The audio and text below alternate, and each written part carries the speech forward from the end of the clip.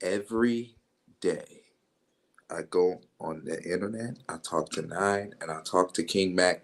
They tell me, Jay Targaryen, why are all your favorite players trash? Jay Targaryen, why your favorite players don't help your fantasy team? So I was like, you know what?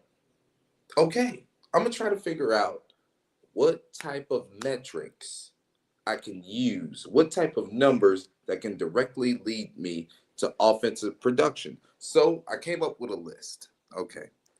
I came up with a list of players that can give me 30 home runs and 30 stolen bases that'll directly lead me to runs. So I got two of some of the smartest baseball minds in my circle, King Mac and Asinine, to come and help me with this fucking list. Okay, first of all, because our producers are talking about mental health and all this other bullshit that don't matter to men, I have to ask Asinine. I swear to God on my fucking life, I hope that waffle goes to your arteries. How was your Tuesday? It was good. Then I had to talk to this woman named Plantain. Ruin my fucking day Oh, as usual. oh my Uh, God. Get this nigga off the big box before we ruin get my too damn deep. day. But other than that, it was cool. Oh shit. So I mean, if you cut plantain out of the day, you'll be straight. Swell day, amazing day. Oh my God. What's up, King Mac? I appreciate How you doing? you. How was your Tuesday? Tuesday always great. Got to So, talk to my favorite person and get to Your talk favorite who? sports. Person, my favorite Red Ball. Okay, there Yeah. we go. That's what I know her by. All right. oh, okay. Mm.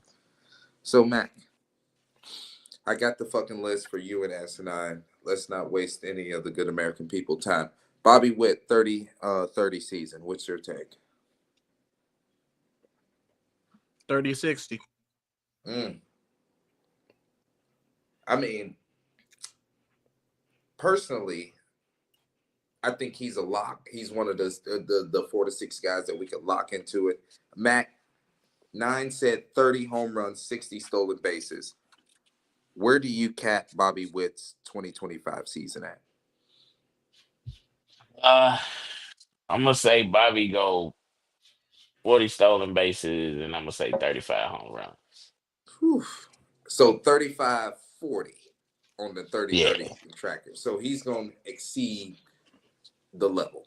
Okay. And you know what? At the end of the day, uh, now we had this conversation. What was that, yesterday or earlier? I don't know. I lose track of the days because we have these baseball conversations. Bobby Witt is one of the guys that you can add to the golden era. The Nomar Garcia Parras, the Derek Jeters, the Miguel Tejadas, the Alex Rodriguez. Like, he's already gave me the slash line. He's given me the defense. All the only thing that I gotta tally up is just give me my MVP. So when it's come down to where I gotta have this fucking conversation with my nephew in 15 years, Bobby Witt has the MVP, so he understands why he has to play the game of baseball in that fashion. Yeah, and shit like that is is what's gonna suck when you get older. Cause Yeah, come on, bro. oh, what the fuck you do? Ain't win no MVP, bro. Hear Max say that goof ass shit all the time. Yeah, fuck out of here, nigga.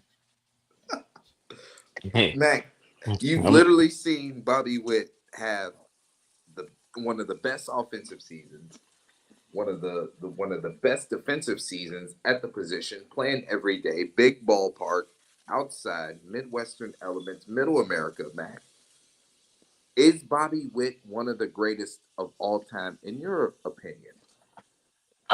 Bobby Witt has the potential to be one of the greatest of all time.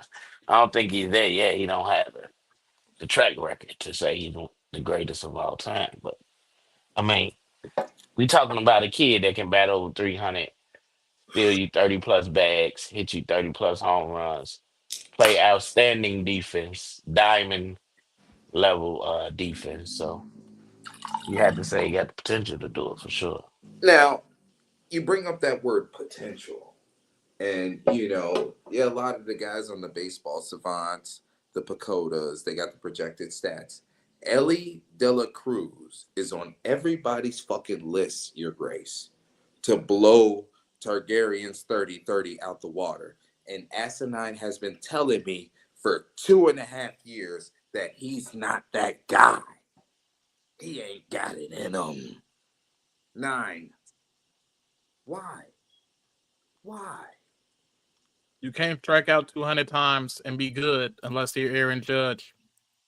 And I'm sorry. I'm sorry.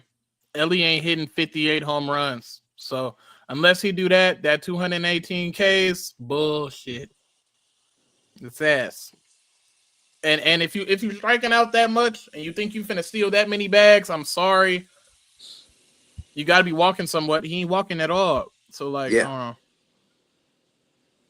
And you know what, 9? We watch Ellie De La Cruz run like a gazelle. We watch him destroy baseballs. But the technical parts of baseball is keeping his 22 away from 30.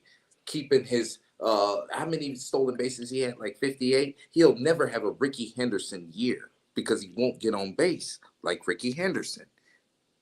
No matter if you have all the talent in the world, you got to have the skills of these players. Like, I'm going to give you another O'Neal Cruz sample. Yeah, look at that, 9. He's supposed to be 30-30 walking, but there's gaps in his production that keeps him from doing that, bro. Like, these niggas are K'ing too much. They're not getting on base enough. And O'Neal Cruz is the reason why I don't understand why people are still on the Ellie De La Cruz hype line. Like we've literally seen this exact same player come through 2 years ago, do the same thing. Oh my god, he's hitting the ball so hard, he runs so fast, but he strikes out too much. He has a shitty plate approach. He can't play a lick of defense. O'Neal Cruz and Ellie De La Cruz. O'Neal Cruz and Ellie De La Cruz are the same baseball player. They're the same player. Similar. They similar. You gotta give. But You gotta say that. motherfuckers still believe in Ellie De La Cruz. Makes no sense to me. We've seen this story play out once. Yeah, y'all think it's gonna be different. Hey, Mac, let me ask you something, okay? Because we talked about younger players achieving this hallmark. Let's talk about one of our homies, one of the OGs, Marcus Semien.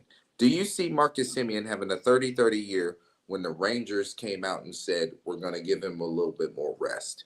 We know he has the talent. We know he's going to be healthy enough to do it.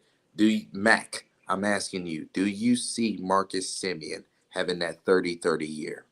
No, I don't think Marcus Semien even got That's my nigga. Really the legs to do it. And if you're the Rangers, to be honest, why would you even at this point, why would you even risk, attempting to run him that much when you already got injury concerns with a lot of your players?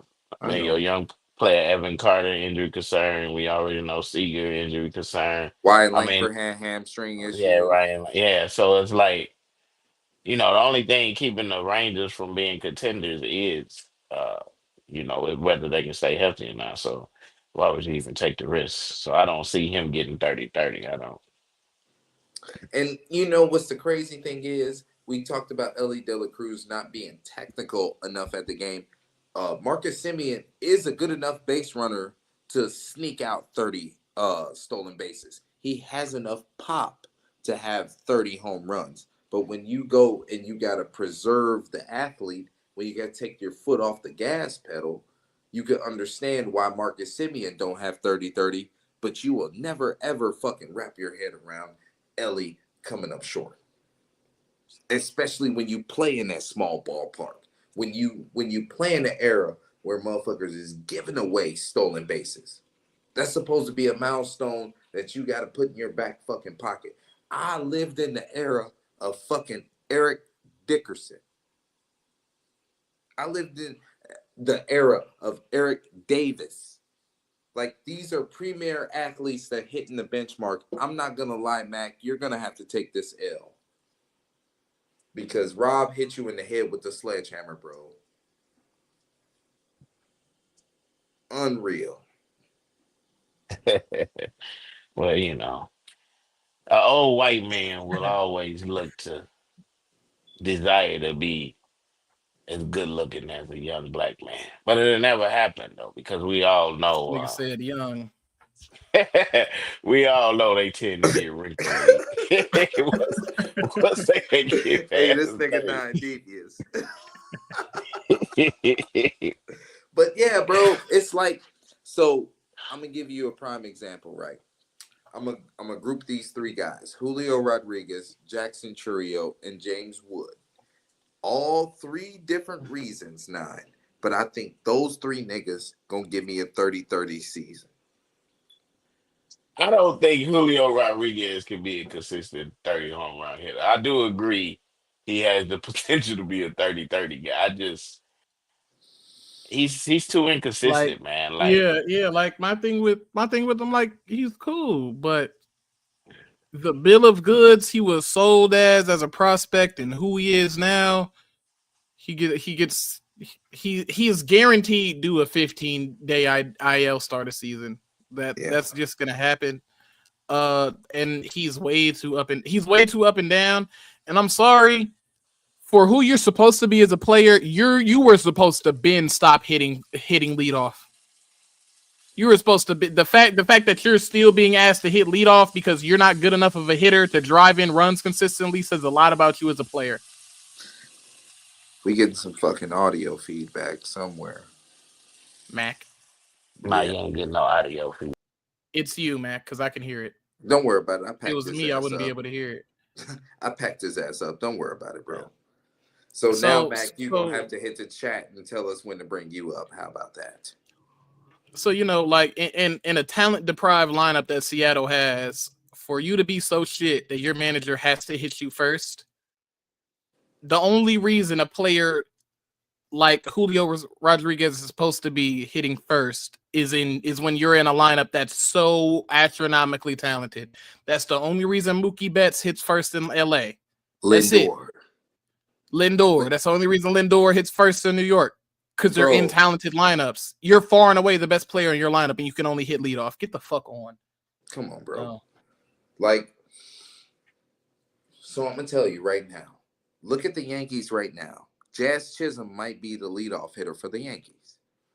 He's on my 30-30 watch because he plays in a right field that's short and he swings the bat a lot. He's active. He's an active player in a really good situation for him. There's a lot of motherfuckers that's on my list that aren't in a good situation for them. Like we talked about Marcus Semien. I don't think Lawrence Butler will be a 30-30 candidate, although he has the tools. They're going to try to turn him into a power corner hitting outfielder, which is good because he got good bat on ball skills, but he's not going to steal those bases. He's going to be closer to Gunnar Henderson than Mookie Betts. Seriously. He's not going to run that much. Yeah, I mean,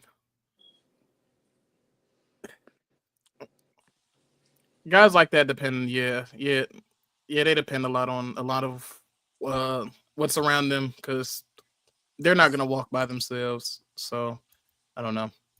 I'm not going to lie now. Guys like that are on like the fringe.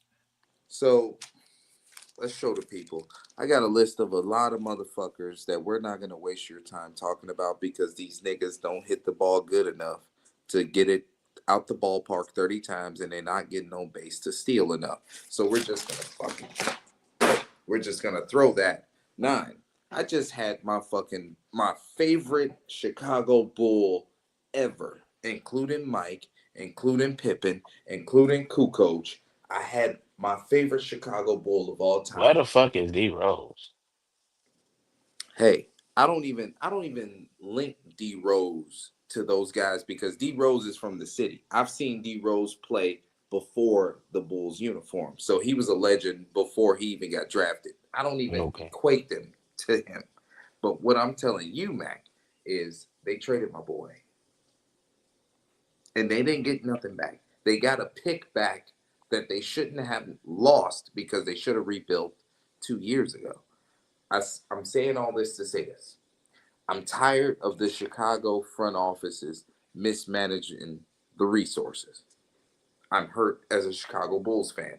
Zach LaVine was good to watch. You're making me pay for these fucking streaming services to watch players like Zach LaVine, and now you're trading him for nothing.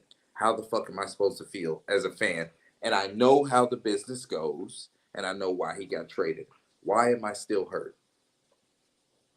I Because don't you're light skinned understand and why. soft. I don't understand why you hurt because I'm gonna be honest. Levine Fuck was you, Mac. his basketball IQ was low. Could he score? Yeah. Did he have athleticism? Sure. But he wasn't really a guy that you was gonna win with. He's just not a winning basketball player. This Bulls front office is making people miss Gar Packs. Like what the hell? We don't even know what this guy's doing. There's no future for the Bulls as of right now. Um, they best player on the team is a Euro, which is nothing wrong with that. But I don't see any I, hope for the squad, bro. What the fuck does it matter if he's a Euro? I'm just saying, I don't he a see any hope racist, for the bro. squad. Mac is a Man. racist. I don't see any hope for the squad. Like that had fuck He's a all to do with racist, anything. bro. Yeah, man, I just don't see any hope for the Well, squad. he's a Euro. Had nothing to do with shit. Like, I don't see any hope, man. This man is a racist, bro. oh, this guy just started off my job. By the way, he's black. The fuck? Like, I'm just What's saying, his man. name? Thomas Brown? I don't see any Like- hope for the squad, man. It's sad. It's a sad state of affairs. had fuck all to do with anything, but okay. Fuck it. Nine. Like, so, okay, obviously, you're an obscure Chicago fan. All the people like me that get emotionally tied to these players that don't mean as much. Like, how are you looking at the Chicago Bulls fan base right now that's hurt on the Zach LaVine trade? Goofy. I mean, no, I'm not goofy and like understandably angry, but only at the aspect of why didn't you trade him sooner? It's the same thing with same situation with the Luis Roberts shit.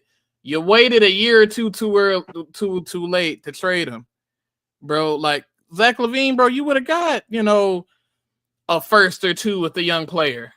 With the young player attached, if you would have traded him a year or two ago, but now look what you got for him. 3 niggas who not gonna be on your team next year in like a second. And no, and your first round pick back. Like you didn't get shit. So I'm preparing to be on the same shit whenever we whenever we get that notification that we done traded Luis Robert. Fully prepared to get 2 prospects, and one of which we're never gonna see a day in our fucking lives. So, get prepared to go through this twice. I'm not gonna lie, nigga. I thought we was gonna get through like 30 minutes of the show before I get depressed. We're at 18 and a half. 9. Like, I'm ready to cry.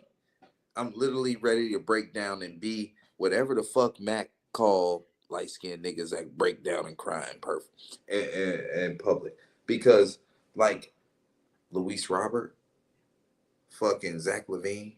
I mean, don't get me wrong. Justin Fields wasn't statistically talented in Chicago when you look at the box scores. But pound for pound, he was a lottery pick, sure.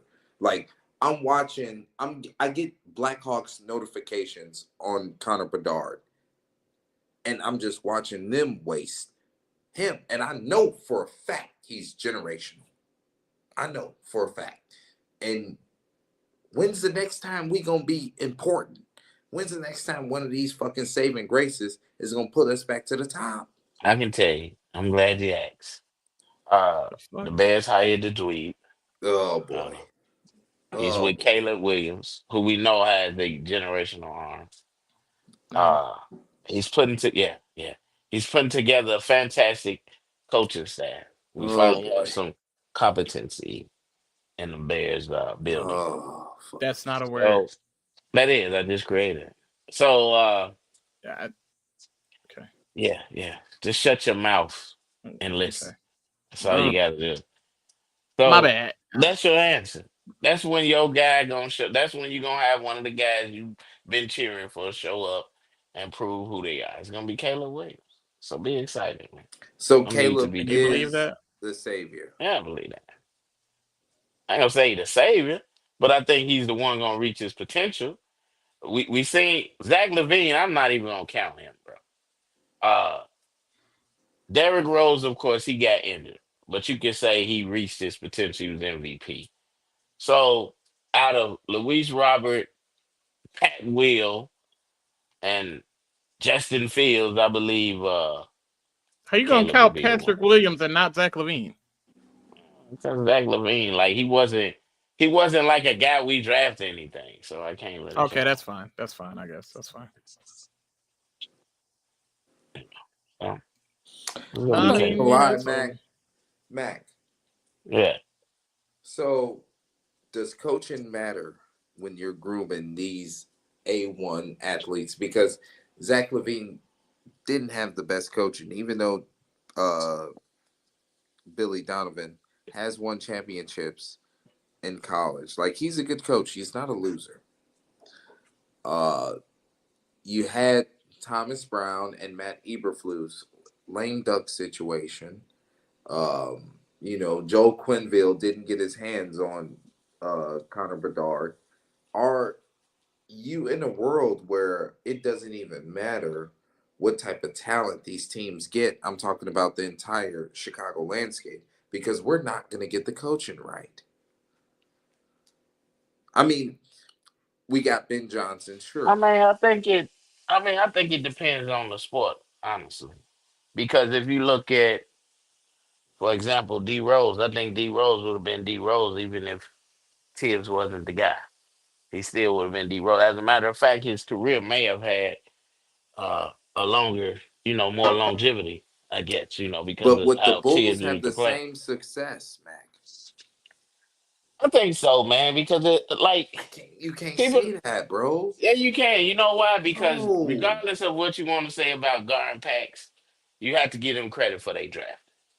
Like the positions they were put in, they had what one, maybe I think two picks within the top three or the top five, I guess you could say they had maybe two picks. The rest, the one huge miss you can say they had, which was Tyrus Thomas, I guess you can say. But other than that, everybody else they picked was pretty solid. Even the guy that's Quez crying about right now, Jimmy Butler, and he was picked fairly late. So I think those guys was very good at getting talent. I think where they missed at was, of course, free agency. For whatever reason, they couldn't get the big fish in free agency in the NBA. That's very important, as you can see, or being able to trade for a top guy because you need what three, three damn near three stars now to win because of how teams are set up. But other than that, man, I think in football, yeah, in football, I definitely do, and I learned that this year with Caleb because you can see like how he was being hindered by his coaching staff, even though numbers wise, he still had an impressive rookie season. But you can still see that coaching was very important as far as when it came to his development. So now I want to ask you because like you're more of a direct guy, like you're more of a not so much of a gray area. How do you feel about coaching in regards to grooming talent? Do you think niggas is just gonna be good because they're skilled at their sport, or do you think coaching, putting them in the position is more important? What's your take on that? it depends on what you're already good at. If you're already good technically at whatever you're doing, at least to the level of being a professional athlete, you're going to be somewhat good. Now it's everything else that then becomes weird. Like like a guy like Luis Robert, right? Let's stick baseball real quick. I I believe we get a different sort of Luis Robert whenever if he goes somewhere else that knows how to direct talent like him, right? He's really good physically. He's a great physical baseball player. He has all the physical tools. He's able to get by just enough on his physicality, and he has some other good tools. But if he goes somewhere else where they can teach him other shit, like baseball IQ and all that other shit, he becomes an astronomically better talent than he already is, right? coaching does no more than heighten the ceiling of what you already are, of what you already are, right? Because there's shit that you inherently cannot be taught. So if you want your ceiling to be heightened, of course, coaching, but at some point you do got to blame the player. I'm not gonna sit all the blame on the coach's shoulder. 9. But So in high school, I went to Bowen. That's not really a prestigious athletic school outside of wrestling. My baseball career in high school changed when my coach realized, like, hey, this is the best athlete on the team, but he's not a fucking infielder. Let me stop playing him at third place. Let me stop trying to force him at shortstop because he could throw and cover ground. Let me see what he looks like in center field. Do you know what that done for me in my life? That changed turned you into a less shitty baseball player. Exactly. A less shitty baseball player. But I've seen success at a level to the point to where I know what I'm good at. I know my faults. A lot of these fucking coaches aren't putting these players in position to get them comfortable with what they're good at. They're putting them in positions just to say, you know what, you have the skills to do this. Let me give you an avenue to do this. Get the fuck out of here. Like, do you know how many bad base runners get thrown out because they're getting a steal sign? Because they're fat, they're fast. Come on, bro. Like, we got to cut that shit out. You're destroying the team. Yeah. I mean, It's crazy. it's at some point it has to come to a head. It's like a similar thing in soccer where certain coaches won't get put in certain places because the system that they want is like, okay, we want you to develop younger talent, and those coaches do amazing in those type of setups, and then they get asked to go to a bigger club where you're asked, okay, cool, we're about to give you the best players in the fucking world. We just saw you do XYZ with these young guys. We want to see what you can now do with these best players. And thinking on paper, oh yeah, he's gonna do great. He was dealing with these shitters and he was doing pretty good. He's gonna come do this with the best players in the world and he's gonna do great, right? No. He's not meant to be the guy to lead those type of guys to the top. He can only deal with a certain type of guy, people he can mold. Certain coaches are meant to do certain shit. Billy Donovan, guys like Billy Donovan are only meant to, be the stop bridge. He's supposed to be the Mark Jackson, the Brett Brown, the exactly. Yeah. So and you know what's crazy in baseball, right? The stop bridge guys actually do their fucking job and develop minor leagues. They actually get the fucking front office in a position to say, you know what, we need to do X, Y, and Z to make our team better. Like Gabe Kapler for the Giants didn't really do any development, but he put fucking the owner, the GM, the name is escaping me, but he put them in position to make acquisitions. That's the key. The fucking Rick Hahn never put Jerry Reinsdorf in position to break the bank on a nigga. You only went and made the deal because you was hitting the payroll threshold with the acquisition. You wasn't pushing the envelope. And that's why when Houston got us up out of there, is because Houston pushed the envelope at one point or another. It's sick. It's sick because we're going to be normal forever, Nine. We're just going to be here forever. We don't deserve that. I remember when the White Sox was going after motherfuckers that hit 35 and 40 home runs.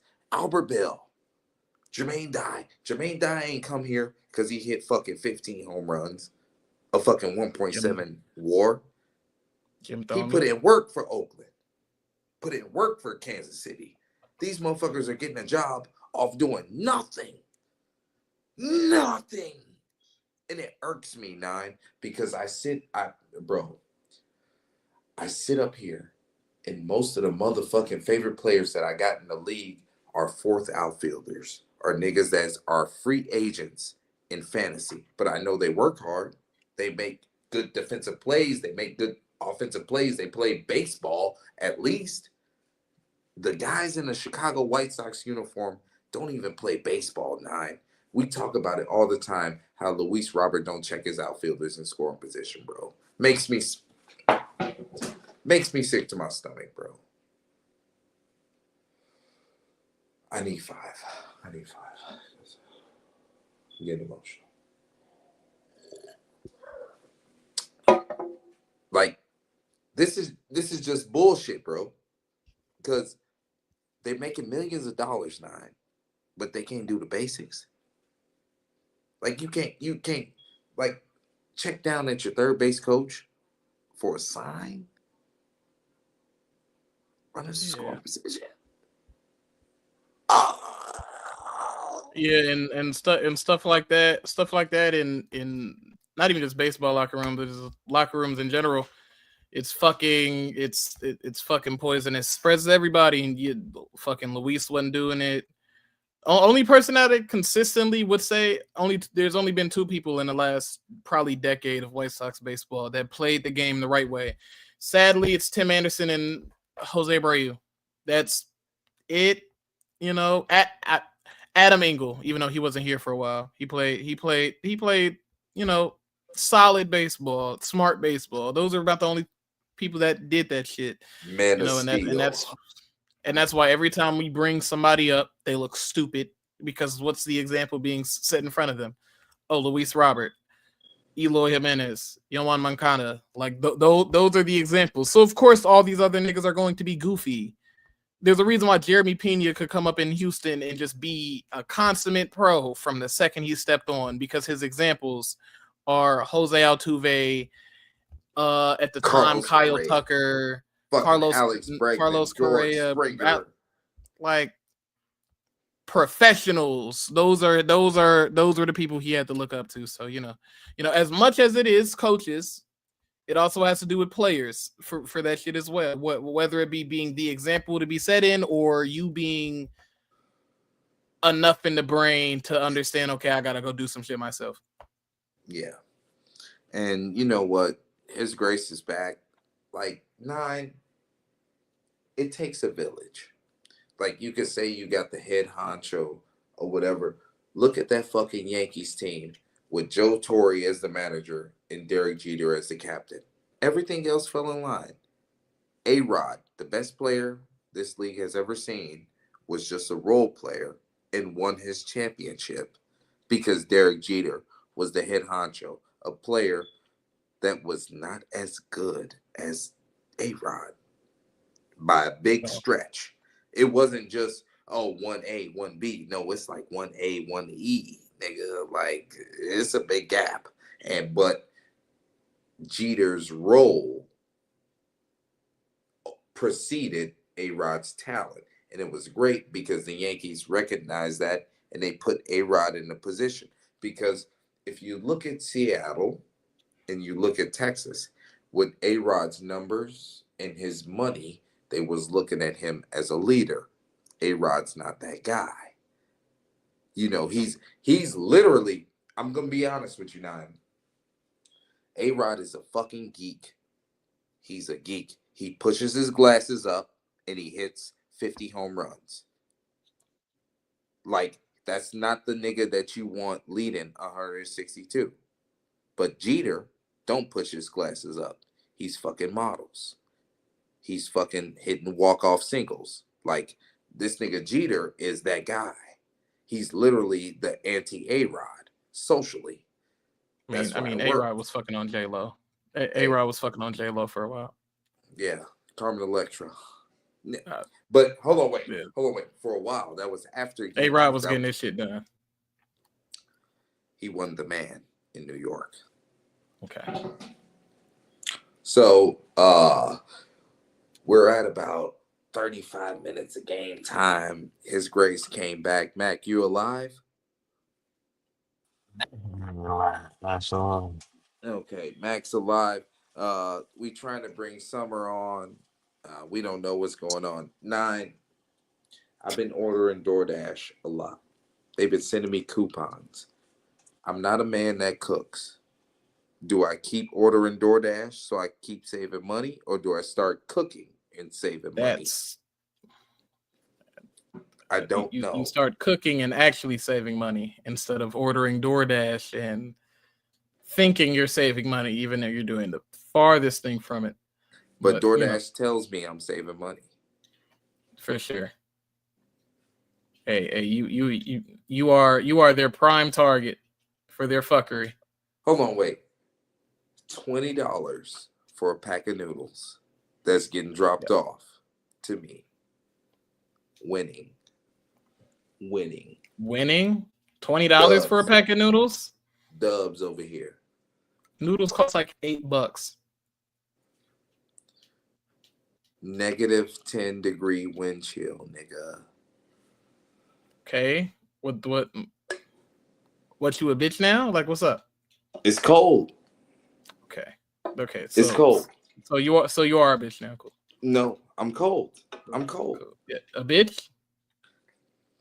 I'm cold. A bitch. I'm A cold. bitch. Okay. I'm cold.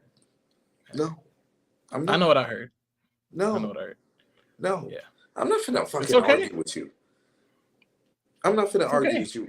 We just went for fucking baseball, so now you're gonna argue with me over DoorDash because it's sub-zero. No. Yeah. No. Okay. So look, check this out. I'm not gonna lie. DoorDash is my favorite app. Like the convenience, especially in the Midwest. Nine, you live in Florida. Like, right. You pick your shit up. You don't feel my struggle. I mean, I'm sure there's people out here that order DoorDash as regularly as you. There is no Panda Express in my area. Nobody with a right mind eats Panda Express.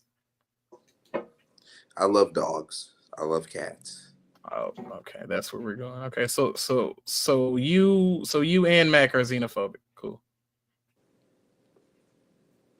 You know what? Fuck it. You want to do this? Let's do it. 9, we have reached the very end of the fucking show. Do you want to tell anybody anything? Actually, what I was planning on doing right now. What I was planning on doing for this portion of the show, this is the beginning of me getting back on the asking Soto to follow me back. So I'm gonna do it in video form for the first one. Do it in video. Shout out to my cat. For video form for the first one. Soto, hold on, let me get real close and personal. I need you to feel me. Day one of asking Juan Soto to follow me back. Today was the first day that his jersey came. His jersey came in. The jersey came in. I need that follow back. I'm willing to verbally harass you on this fucking at being Twitter until you follow me back. I'm gonna need you to follow me back. Cause on God, by like day 30-ish, I'm gonna start getting disrespectful.